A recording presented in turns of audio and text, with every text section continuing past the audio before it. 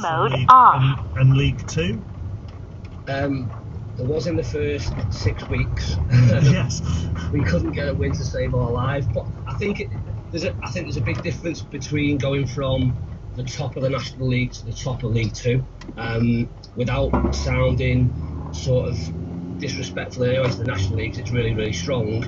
There's almost a split in that division where there are teams that have got big infrastructures, or ex-football league clubs have got big budgets, and there are some part-time teams in there that being in that league is a huge coup for them, and staying in there is important. So there are some games where you do become real favourites, whereas I think in League Two, especially this year, it's been really, really close. So much so that, especially sort of 2 months to go, the playoff places were up for grabs, probably between 13 or so teams, and it's taken it down to the last day to see who finishes in there. So there's no gimmies, and it has been a significant difference in terms of wanting to finish right up the top end. When you were in the National League, were you always there to be shot at wherever you went, bar, I don't know, games against Chesterfield, Wrexham or Notts County, for example, whereas does some of the pressure come off a little bit in League Two? I suppose it does in terms of externally, but there's still be the pressure internally in terms of what I don't think in every football club, I think the internal pressure of what you want to achieve is bigger than the outside noise. So from our perspective, we knew where we wanted to sort of be and be contesting. I think you look at the start of the season, straight away from winning the National League, we were put as favourites to win League Two, and I'm sure going into next year, Wrexham will be exactly the same. Yeah. That means it doesn't really take away from the fact that you're there to be shot at. But I think everyone that has come here and gone to clubs that have ambition and expectation recognise that's going to be the case regardless of what league you're sitting. It's an exciting club to be at the moment, isn't it? Yeah, very exciting. Great. I mean, the change in the football since I was here as a player has been huge. It's sort of bottomed out. Mark Stock's come in, the owner, has got brilliant plans for the football club off the pitch, and ultimately it's our job to see if those can sort of marry up in terms of what happens on the pitch. So really exciting plans. The club will get back to where it wants because of what's being put in place, and we hope we can take one step closer to that over the next couple of weeks. Lovely to talk to you, Dave. Wish you well in this tie. Thank you very much. Cheers, Jeff. Thank you, Dave Challoner, with us live on 5 Live Sport. The Salford Stockport League 2 playoff semi-final first leg is a 7:45 kick-off this evening. They're back out at Elland Road and underway in the second half. Jules and Michael. Yeah, they're back underway. We've seen a couple of touches from Patrick Bamford in these early stages. Sam Greenwood's been replaced by Adam Forshaw for this second half. Forshaw was dropped to the bench after that game at Manchester City. Another touch there from Patrick Bamford. And a Trippier free kick that we've also seen for Newcastle United, which was punched away by Roblers. Now, I saw Patrick Bamford in the game against Leicester, which he missed an absolute sitter on late on in that game. And Michael, you were talking about how he would be feeling after missing that penalty. How do you think he's done in the second half so far? Well, he's just had a good opportunity. His touch right on the penalty spot just got away. We just tried to lay it in for Rodrigo, but he's going to be fragile. He's going to be feeling it psychologically. There's a lot of pressure on his shoulders all around the stadium. I know that comes with being a Premier League footballer, but I feel a little bit sorry for him at this moment in time. It's such a big miss, but he's got to come out and have the confidence to try and do it again. As the ball tries to fall to Callum Wilson, but Leeds United have managed to get that one away. What do you think, or what have you seen? Any changes from Sam Allardyce tactically in this second half? Well, I just think when he's making that change, bringing Forshaw and what he's brought, he's trying to get forward, he's trying to get about people. They're trying to do it a little bit quicker, Leeds United. And Leeds United still against Newcastle United as the ball is fired over the bar. I think that was Callum Wilson, who looks like he's gone down in the area injured, maybe? Where he fell? He's got caught, just literally sat as the volley came across. He tried to get over the top of it, just went over the top of the crossbar. Referee just standing above, waiting to see if there's any injury to him, but good opportunity. He's just got caught on the top of the foot. See if he's going to be okay. It was generally very, very strong, but a half chance there for Newcastle. Yeah, yet to get back up. Callum Wilson, he is getting now back on his feet, and it's still Leeds United 1, Newcastle 1 in these early stages of the second half. Let's focus on one of the 3 o'clock games. Nottingham Forest go to Chelsea at 3 o'clock. As it stands, with Leeds drawing 1-1, they're 2 points clear of the drop zone after they've been sacked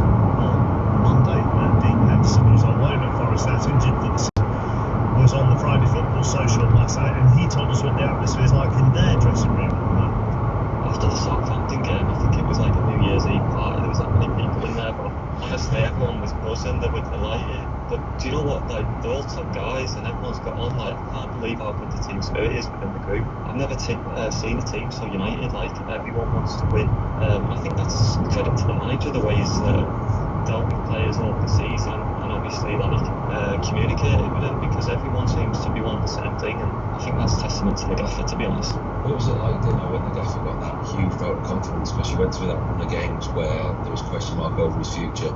Everyone loves the gaffer. He's a great man, wants the best for each and every player. So when we obviously knew that the gaffer was going to stay, it got rid of any uncertainty, really. He deserved that vote of confidence, he got it, and you know what, the boys reacted in the right way for him, so it's been great all round. I mean, there are some players, Sebastian Bass, John Joe Shelby is one that springs to mind, who may have had the odd problem with Steve Cooper and was sent home, I think, wasn't he, after or told to stay at home after not being selected for the game at Liverpool. But you can see how those players that are playing and are part of the squad week in, week out do hold Steve Cooper in high regard. Yeah, and that's credit to the manager with his communication, the way he handles his men's management. That I think that's one of his strengths. And yeah, those players, you can see the way they look at him, the way they deal with frustration, because the manager has to make decisions. He has to, whether you like them or not, whether you agree with them or not, is the way he's going to explain them to you that's going to keep you on board. And I think that's why he's done really well with some players that have characters, but when you can channel their energy in the right direction, which he did. That's why, as Dean Henderson said, yeah, the team spirit is top, and they can get some result out of this. We're told he holds frequent meetings with the players, one-on-one meetings with the players. Morgan Gibbs White, one in particular, goes through clips of his matches to pick moments apart.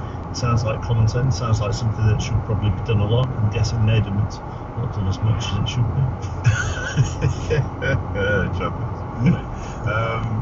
The individual things, I think it's interesting that the manager's doing it. I think sometimes you might find an assistant that sort of specialises in that, and it does help when the players want to do it as well, because I know there are lots of players who don't like to watch games back, because everyone knows like they made a mistake or they did something good, but when you do something bad, you're not doing it on purpose, you're doing it according to what you see in that time. So sometimes tactically it's good to see a different perspective, but when you look at yourself falling over and someone running through and you go, it's like, well, what I'll do next week, I'll wear my longest.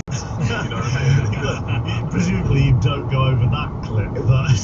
You say that, but then it's just a bit awkward when you don't, you know what I mean? So, no, it's good that he's got that sort of investment in the players, and I think it was also good that he mentioned Shelby, because not every perspective in there will be the same as Dean Henderson's. Yeah. Because to manage 30 people and to have 20 of them not playing every single week, like, there's only so much you can do, because there will be a level of disappointment that does exist within that. But I think from my viewings of Forest, you can see that the one thing that is constant is the fans' adoration for the manager. That, like, there's some players they like and so on, but then overall, like, they sing for the manager every single week.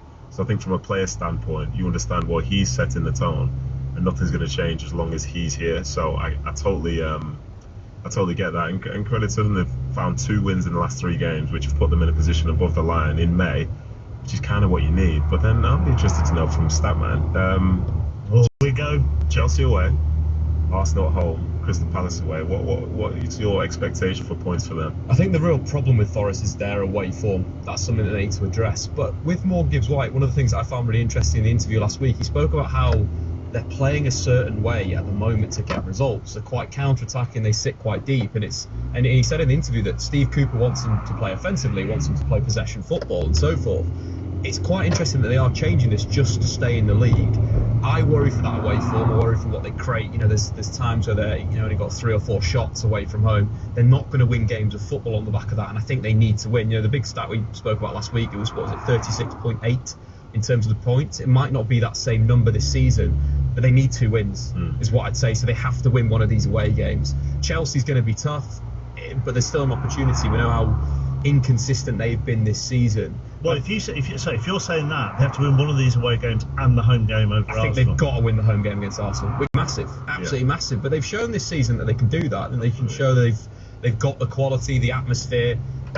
You know, at home's been absolutely fantastic. When you've got someone like Morgan Gibbs-White that has that star quality, you know, that assist last week was brilliant. His awareness, absolutely incredible. In the last sort of 4 Premier League games, he's been directly involved in 6 goals, 3 goals, 2 assists, and he's got a penalty, which is more than any other Premier League player.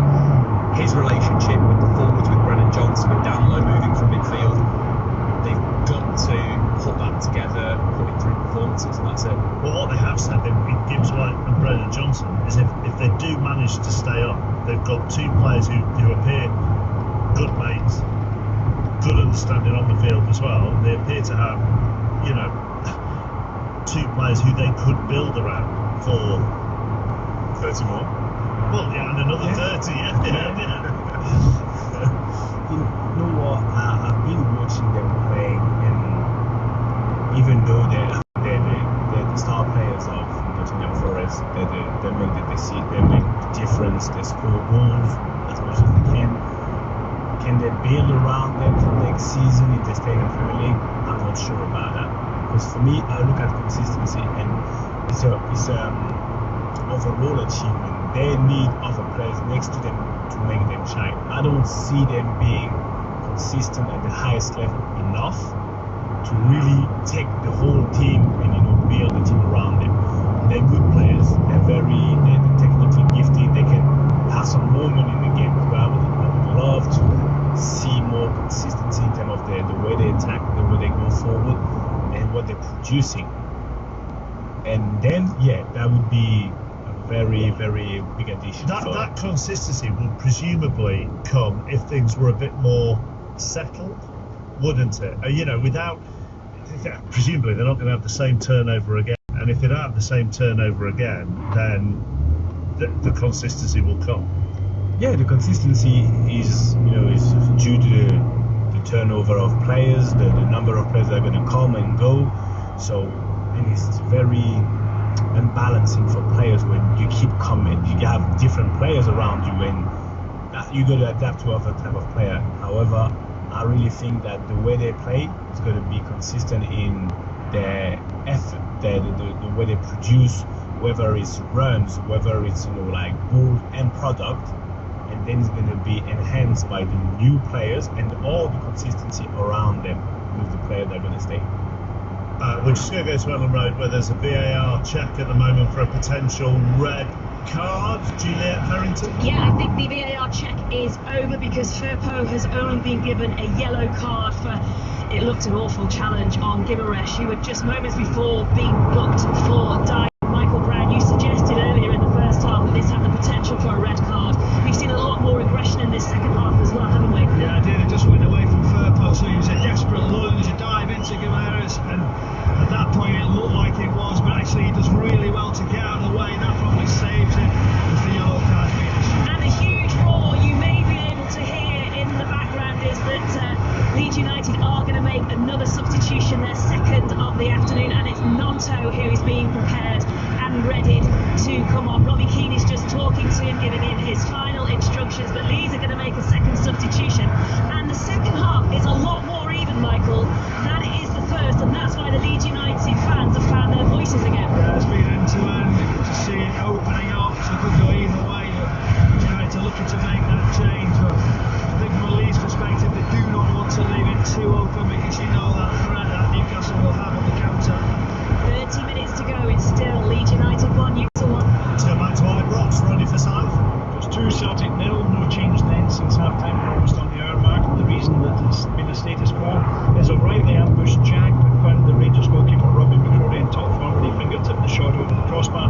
Sakala then went round half at the other end of the field, cut back to Cantwell. Cantwell shot, curling shot, Hart tipped it round for a corner take. 2 fine saves, 2-0. St Salford in Super League, Dave Woods. Half minutes of the first half remaining. It's St Helens 6, Salford 12. A second Salford try. Brilliant stuff from Briley and Watkins in terms of interchange of passes. Briley underneath the sticks on the back of that, but then St Helens have got their first points. It started with James Rowe, the man of the moment, making a run from Donny Hart, putting him in position, and James Bell at the end of it scoring the try. Makins has kicked the goal. Saints have just given a penalty. As you can hear, the Saints fans think it's overdue. Saints 6, Salford 12. Our base from 3 o'clock will be Old Trafford for Manchester United against Wolves. Team news of all the 3 o'clocks in 10 minutes or so. Another game at 3.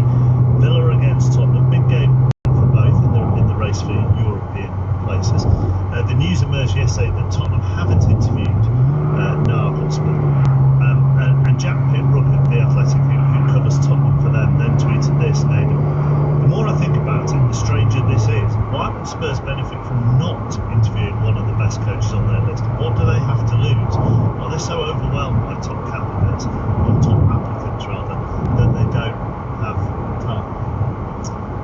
I've got to say, do you know when it comes down to like managerial appointments and stuff, I feel like we're getting to such a tease because we're hearing about who everyone's interested in, but you never hear anyone from the club actually come out and say that they are.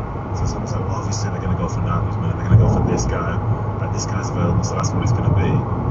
But Spurs, like the directors of Spurs know what they want. Nagelsmann, maybe he wasn't the guy, maybe Nagelsmann didn't want to be the guy, maybe he's not like his desire to be in the Premier League, like a little humble brag here, I apologise. So when I was in Madrid last week, and I think it was someone from City, one of the staff, they saw, I think it was Zidane, went over and started speaking to him. And I was saying, oh, are you interested in coming to the Premier League? Is it this, that, and the other? He's like, no, not at all. I've got no interest in management. I've got no interest in this. Yet still, if there's a big job that pops up, they're going to be looking for Zidane. Like, you know what I mean? There's a real disconnection, I feel, between what the reality is versus what we sort of feel people should be going for and what they should want. And if Nagelsmann's not interested, then why would you want to be interviewing him anyway, potentially? That is, if he's not interested, that's a different matter. But even if he is mildly interested, would you not have a chat with him, Sam? No. Okay. If he's no, because if he's mildly, but the position of Spurs is that you want somebody which is completely 100% interested. Is he going to be done or not? That's another story. Or you don't go for somebody which is maybe 25% interested, and then you kind of running after him and trying to convince him to a manner that it's not going to be genuine. The interest is going to be coming from both parts. So if whoever is Nagelsmann or whoever, there's a lot of talk, as Nathan said, we're making a lot of noise about things that for me are simple. Like, people might not be interested. If you're not, if you are completely, let's have a talk, let's sit down. Otherwise, nobody likes to waste time. Spurs at the moment don't want to waste time, and I don't think Nagelsmann or any other manager like just to get to an interview just for the sake of it, just because it's Spurs or whoever it might be. So for me, that's the right call. So I think it's just interesting in a sense of it does suit the club. Is there the other side where has the club even tried? Has the club sold the vision of the club? Going from Pochettino to Conte, Mourinho, that doesn't make sense in football. You've got a squad that's played under a possession-based manager, pressing to a counter-attacking manager to a defensive manager. That doesn't make sense. The two managers, in my opinion, Nagelsmann should be number one for Spurs. Number two, Marcelo Gallardo. They are two managers that you have to sell a project to. Gallardo's did a really good interview in The Athletic that basically said he is not going to go unless the project is right. Is the Spurs project right now? Is it more of kind of looking the other way where they might struggle to get a manager of that caliber in a sense of, Kane is, his future's up in the summer, how they're supposed to, sell that to a manager, what's next? It's an interesting proposition, but it just seems very, very strange with someone like Nagelsmann. Another VAR check at Ellen Road. Jules? Yeah, they're looking for a penalty, potential handball, which would favour Newcastle United and give them an opportunity to go 2-1 in front. Simon Hooper, the referee, missed it when it actually happened, so it's gone to VAR. That's the whole point of VAR. Kieran Trippier is sort of talking to him. They are looking at this, but you looked at it, Michael Brown, absolutely nailed on. Well, it looks right on. They're just seeing if there's any touch at the back post. Willick just flicks it in, but he sat at the back, just about to head it towards goal. He goes straight away running. That's a hand, and the referee's been called to the monitor. And so we know what that happens. We know what that means. Simon Hooper is now walking or jogging slowly. He's now got to the monitor.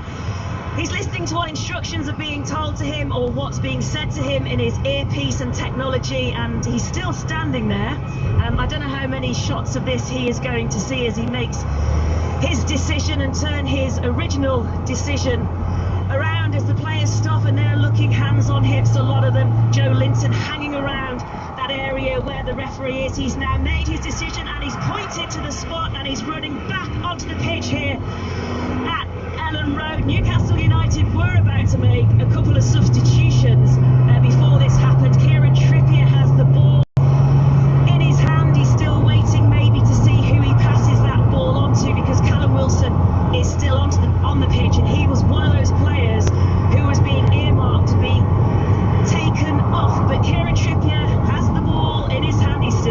talking to the referee, Simon Hooper, who is now talking to one of the Leeds United players. Sorry, Jules, I was just going to say the other thing straight there is that he hasn't booked Firpo for that handball, which if he had done, would have been a red as well. They looked at it so many times there, chappers. It literally endless amount of clips before we come to your VAR. We're just trying to get the right angle to see if there was a touch with the hands, and really on one clip that we've just seen where the fingers just look slightly like they moved out of line. But again, now it's turned It's into very fine, isn't it? It's very fine. And that's what's going to be the argument, isn't it? Is there a touch? Is it definitely convincing? We've had a little look at it. It looks like there's a bit of movement, but the ball doesn't move though, does it? No, it doesn't, and it's so close, and that's what we're saying. We're just seeing Trippier take the penalty, that pressure away. Callum Wilson's got the ball now on that penalty spot. Joe Robles has also been booked, and he's just taken a swing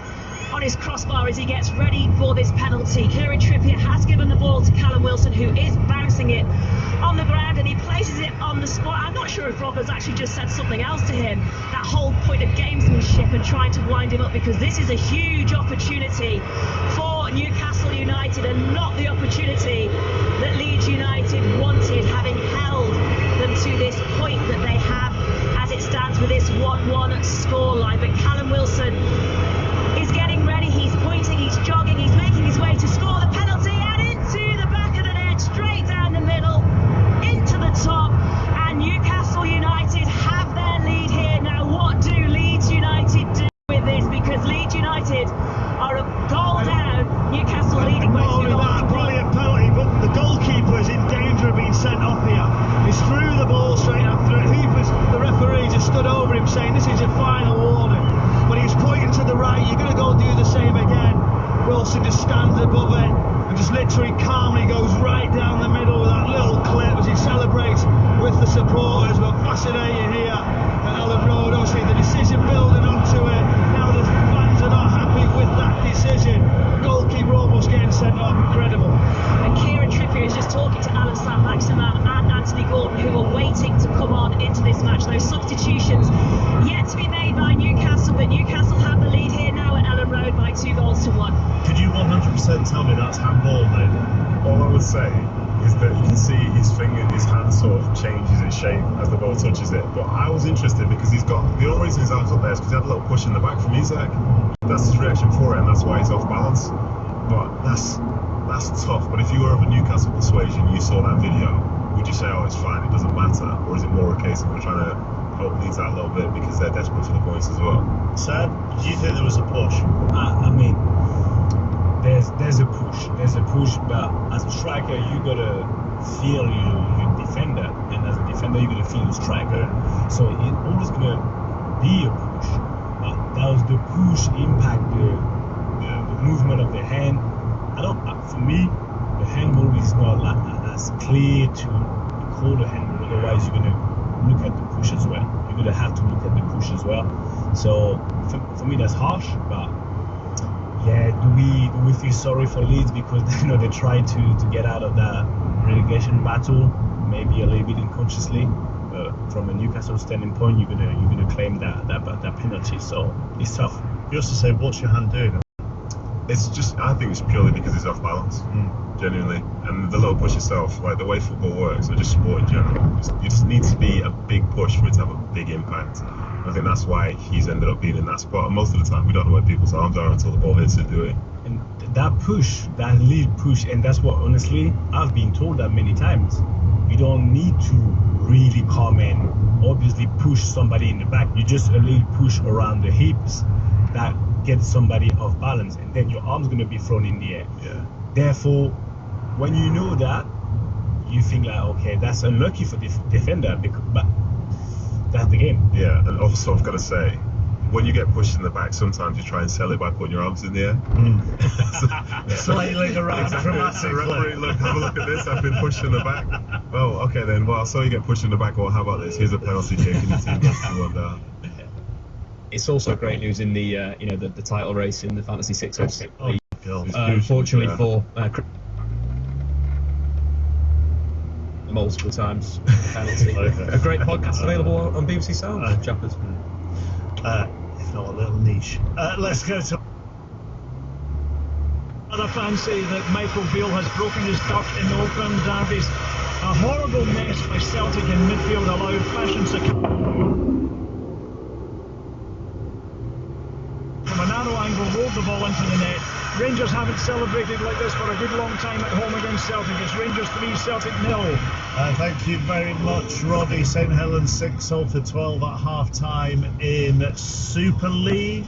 Should we go to Dave Woods? Have I been to you, Dave? No, sorry. That's okay. Sorry. That's okay. Forgive you, chaps. I can forgive you an awful lot.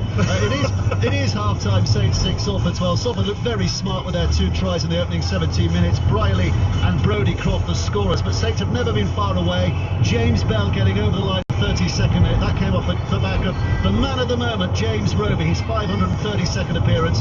He started it all off with a run. So it's nicely poised. Saints 6, Salford 12 at half-time. Thank you very much, Dave. Later on, the first Premiership Rugby Union semi-final of the day, which is Saracens against Northampton. That will be on Sports Extra a little bit later. Nadem, you are done for the day. Thank you very much. See you soon. I've got 5 live. I'm off to World Service now. Sorry, you're done for the day on 5 Live. Anyone else need me? I'm free from 3. Let's go to Old Trafford. Team news for our base. Manchester United against Wolves. Ian Dennis. Good afternoon, Mark. Well, 3 changes for Manchester United. They're without Marcus Rashford, who's got a leg injury. Sancho, Weghorst, and Varane come into the side for Manchester United. As Wolves make 1 alteration, it's a change in goal. Daniel Bentley making his Wolves debut and his Premier League debut, replacing Jose Sarr. Thank you very much. Let's go to Southampton next. Remember, they could be relegated this afternoon. John Akers. Yeah, they have to win. It's pretty simple. 2 changes for Saints from the 4-3 defeat at Forest. Bela Kotchap is out for the season with a hamstring. Lianco comes in, and Onuachu starts for just his second game under this manager, and his 4th of the season. Likely to be a 4-3-3 again. They did look a little bit better as a 4-3-3 last week. And for Fulham, Alexander Mitrovic returns from his 8th-match ban, but is only on the bench. The starting lineup is unchanged from the team that beat Leicester 5-3. Oh dear, at Ellen Road. Oh, good for the home side at Ellen Road. I was going to say, oh dear for the home side. Now, oh good. Juliet Ferrington.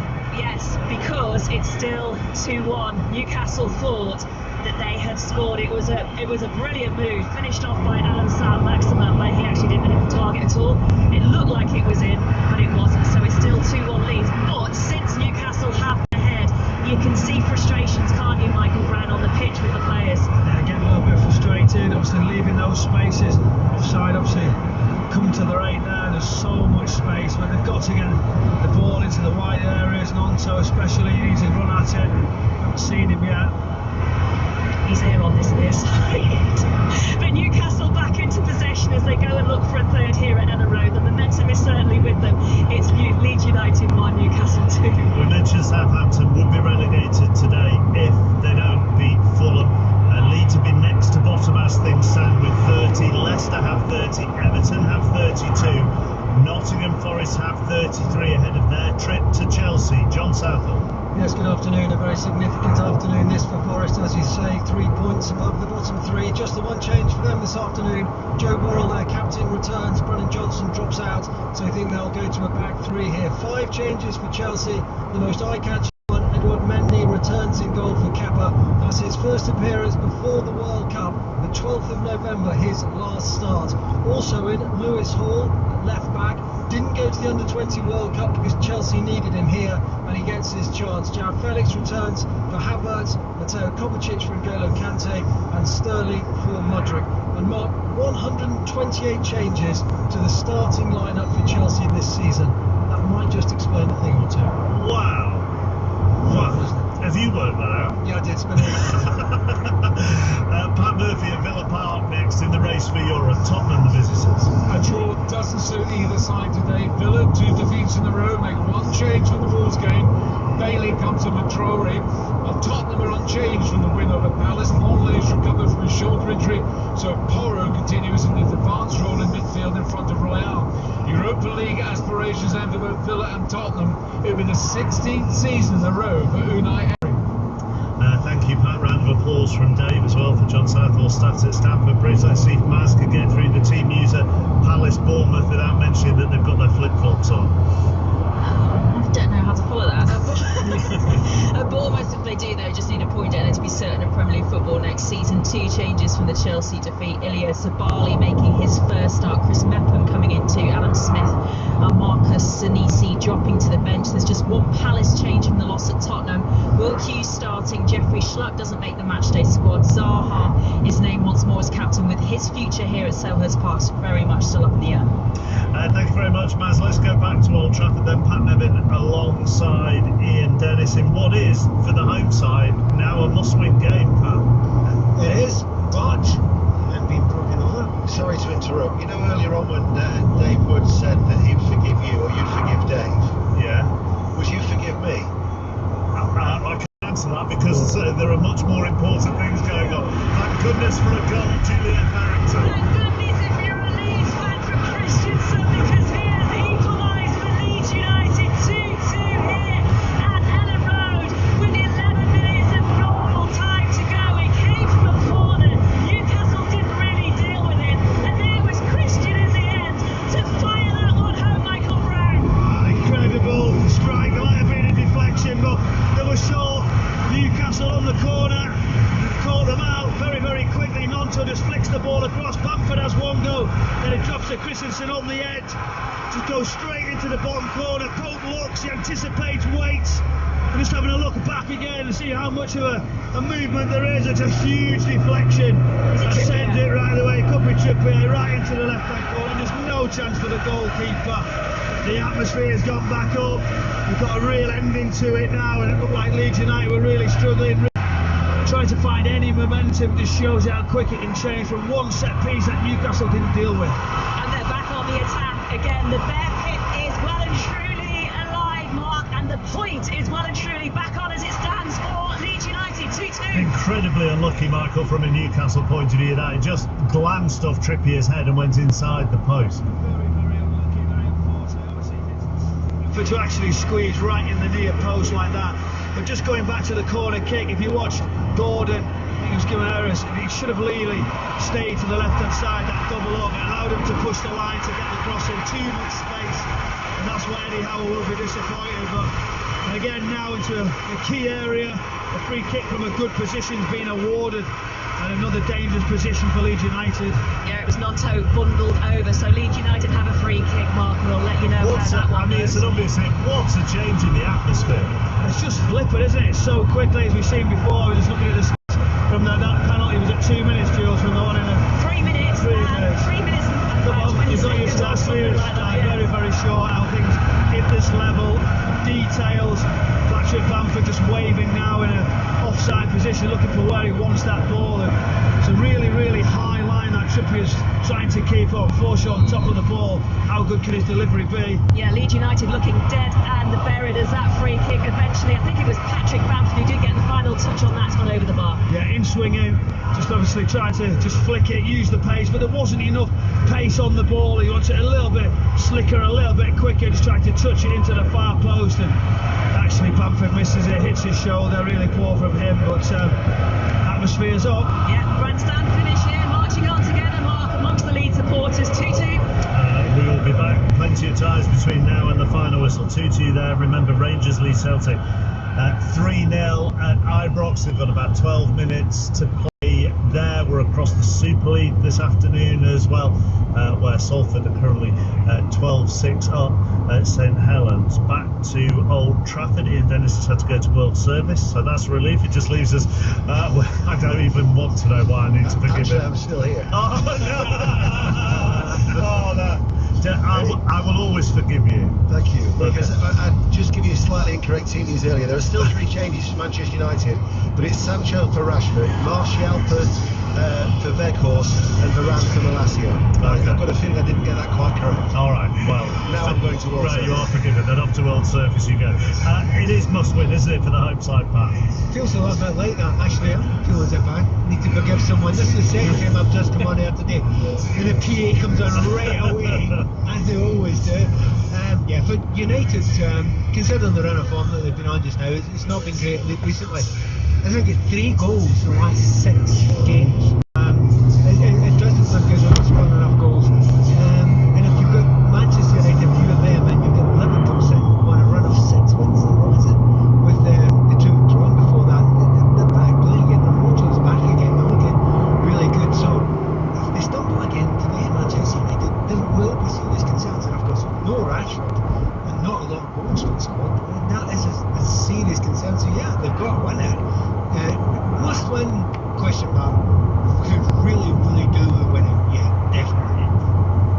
is the goal scoring set, isn't it, really, as Pat has mentioned there, because in a lot of the games that Manchester United have played, their patterns of play have been okay, actually. Their build-up has been okay until they get to the final third, really. Yeah, and I think that's what everybody is saying.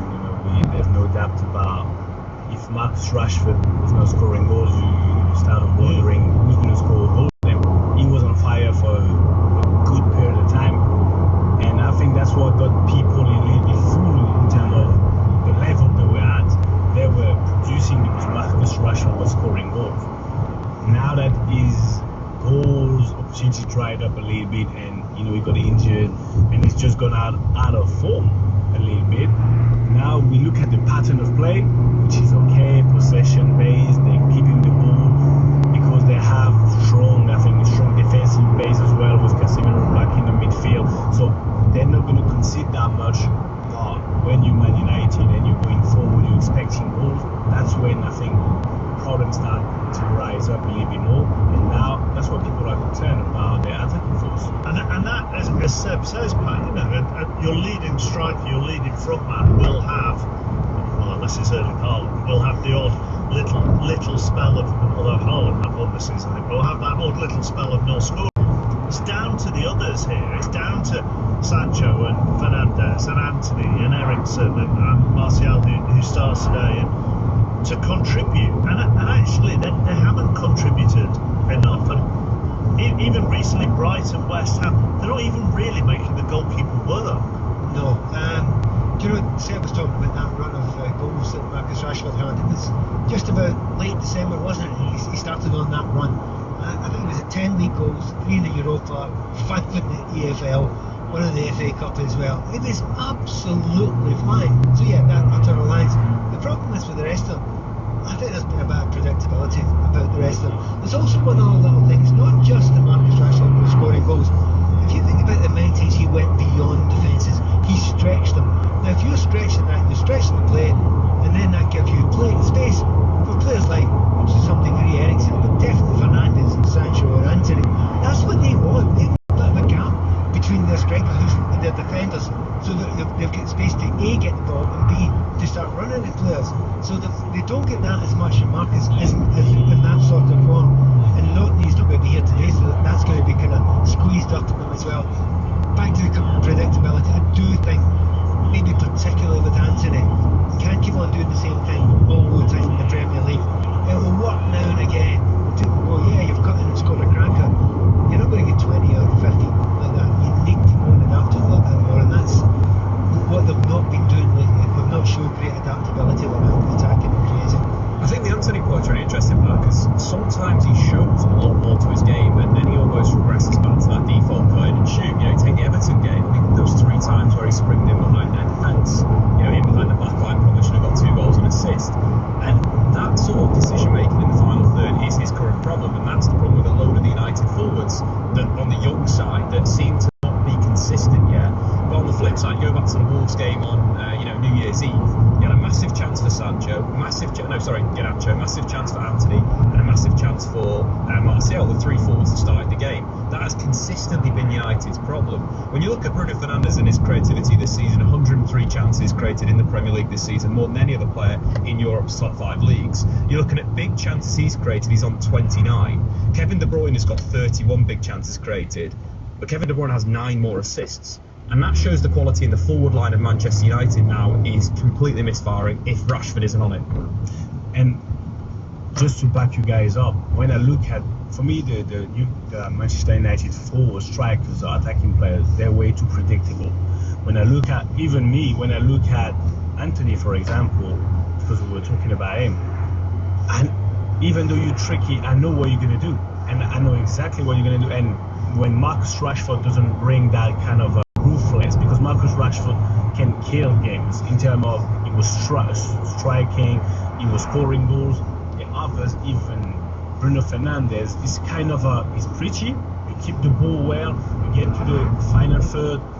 I don't see this sense of urgency to really make something count that, for me, other teams like Manchester City or even Arsenal to a certain extent have and make the difference. That's why it's a bit redundant when they play and when Marcus Rashford is not at his best.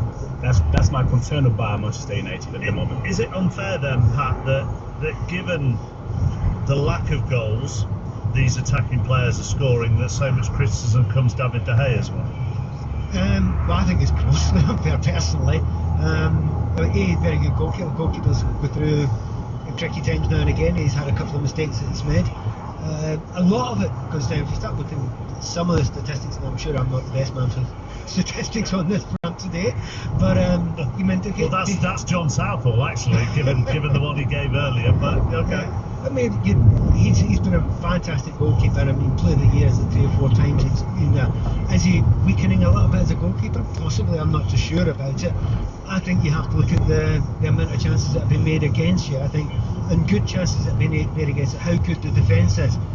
If you take away those 7 goals that they lost against Liverpool, they're not actually that bad. His numbers are actually quite good of the goals let in this season, in comparison to anyone right at the top of the league. But that's because your defence were doing nothing to help you. I mean, the defence were horrible that day and have been horrible quite a lot. I think he'll go through this one. Number of players get this. And it's usually goalkeepers and centre halves more than anyone else, because their mistakes get shown up. And at the moment, he's in the firing line. But I don't think he's finished yet. In fact, I think he's a long way from being finished with Man United. Pat, I don't disagree with you much, but I think De Gea is kind of one of the reasons why Manchester United have struggled at times to play out from the back. But also when you look at I agree with that, may I add? Yes, that side of it, yes. I think his goalkeeping has also been not to the standard. When you look at his save percentage, it's basically bang on average. You look at his post-shot expected goals numbers, bang on average. You look at his numbers when stopping crosses, he stopped 3.2% of crosses that have gone into his box. That puts him in the bottom 13% of goalkeepers in the league. The sweeper actions off his line as well, bottom 24%. I just don't know if it works for this Manchester United team. David De Gea has been a brilliant servant, one of the best goalkeepers United have ever had, but there's just too many things that I don't think are suited for what Erik ten Hag wants. And then when you go in last week with the goal that he conceded, there is starting to be an issue in my opinion. Pat, I'm just going to jump in, because Junior Firpo has had an interesting afternoon, to say the least. Yeah, we've had an interesting afternoon. It's been an absolutely brilliant game at Newcastle United. We're into added time, 6 minutes mark of added time here at Ellen Road. Newcastle United have a free kick right on the edge of the area. Firpo pushed Anthony Gordon. His boot came off in the process, Michael. Yeah, but the referee, Simon Huber, didn't have a clue, wasn't going to give anything. And Gordon jumped up and said, look at me boot, how does that come off? It's got to be a foul. Then finally give a free kick right on the edge of the area, thought about it for some time, then come back, realised he's going to issue a second yellow card, but really, really slow from the officials. But Firpo, yeah, really, really interesting. He slipped for the first goal, give the penalty away, now he's done this. And the likes of Trippier stood over the top of it. Key moment right at the end of this game, 6 minutes of added time, incredible. This is a yard outside the area. Do you think, and we don't really know if the referee spoke to us, but do you think he made that decision based on the boot coming off? Very much so, because that was his argument as he jumped up. He waved it away straight away. There'll be lots again said about the referee, the way he's gone about it. People will say, well, has he got to the correct decision? That's what we want, and that's the right outcome at the end of it. But this is such a key moment. Trippier standing right over it, it's a good position. And now taking a little bit of Joe Linton and Patrick Bamford. As I said, frustrations were boiling over. I think Patrick Bamford has now had a yellow card. He's being substituted anyway and being replaced in these final moments of this match at Ellen Road. It was Gimaresh who sort of found Anthony Gordon right on the edge. He's had to get charging. He's had to get Pascal stride. He's got to hold on now. He asked me what he's going to do. They have to do everything possible now to try and keep this ball away from the goal. I mean, amazing, as you said, about the swings in this game. They've got the draft excluder underneath the wall, waiting. Fascinating. Many people will be asking why Sam Allardyce on a yellow card didn't take Firpo off earlier. We're still waiting for this free kick to be taken. Kieran Trippier is standing over it. He was in deep discussion with Fabian Schär, but Schär has now moved away. Kieran Trippier has walked backwards as he's waiting to take this free kick, and it's all now going off in the technical area in front of us. A fan has managed to get into that technical area where the Newcastle United staff are. The free kick has been taken during that fan, when that fan managed to get into that technical area. He's been escorted off now by stewards out of Ellen Road. The free kick has now gone into a corner. Kieran Trippier is waiting to take the corner as the ball comes into the box. Managed to clear away as far as a Newcastle player, and Leeds United, I think, have managed to get that one sorted. And yes, they've managed to survive that free kick, Mark. It's still 2-2 in this added time at the end of the match, and we think we've got around 2 minutes remaining of it. That fan went right up to Eddie Howe, pointed in his face, confronted him, and Eddie Howe, I think, for the first 2 or 3 seconds, was a little bit confused as to who it was, and then realised it was a fan. But that fan was allowed to get. I mean, I don't know where he's come from in the stands, Michael, but he's got out of the stands, managed to get to the technical area and confront Eddie Howe before anybody got near him. Well, we've got to look as well. The stewards wrapping it, but Ellen Road on these front seats, you're really quite close to be able to just jump at the back of the technical areas, and it does give you an opportunity. But this is stupidity again. And I'll be honest with you, Mark. We're just looking down. I don't know how that fan got in or how he got in, but we can just see directly in front of us, down below the steps. There's no gate, there's nothing to restrict a fan getting into that technical area.